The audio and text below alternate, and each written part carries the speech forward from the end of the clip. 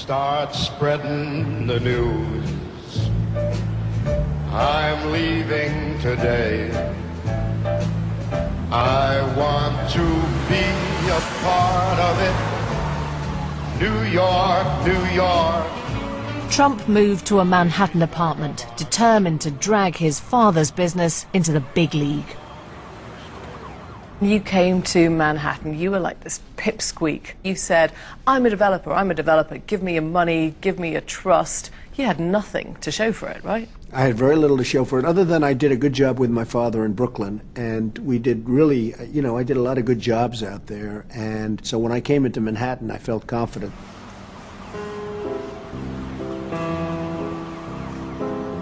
However good it looked from a distance, the Manhattan that Trump found in the early 70s was falling apart. Many of its businesses had declared bankruptcy. Among them, the Penn Central Railroad Company. Ned Eichler was hired to raise money for its creditors by selling off its New York property portfolio. So the phone rang one day, and the secretary said to me, there's a man named Donald Trump on the phone, and I had never heard of him. And this sort of brash voice comes over the phone, and he said, when are you coming to New York so I can talk to you?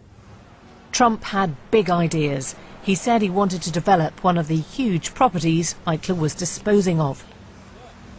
We took a walk in Central Park, and he pointed to all the buildings, and he said, I'm 29 years old.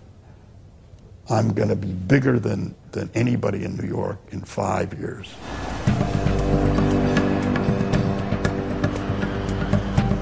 Trump's first target was a dilapidated hotel next to Grand Central Station.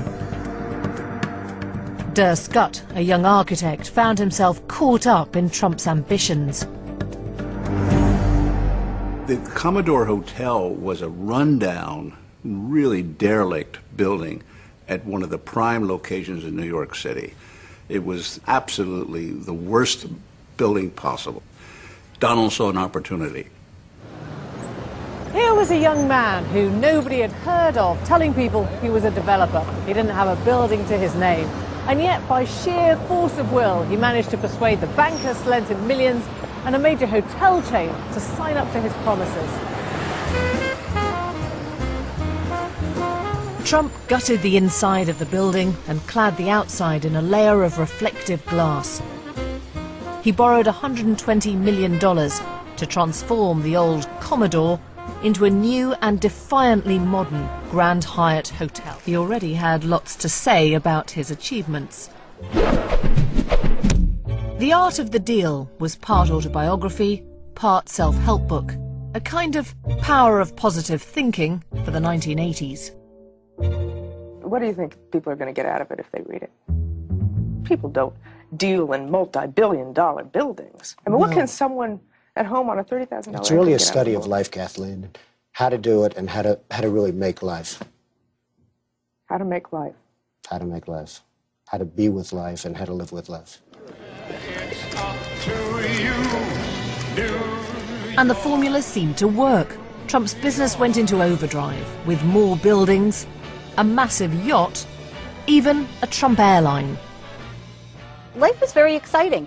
You really felt like you were in a movie. I mean, you could go into his office and he was talking to Frank Sinatra on the phone, and Frank Sinatra had called him.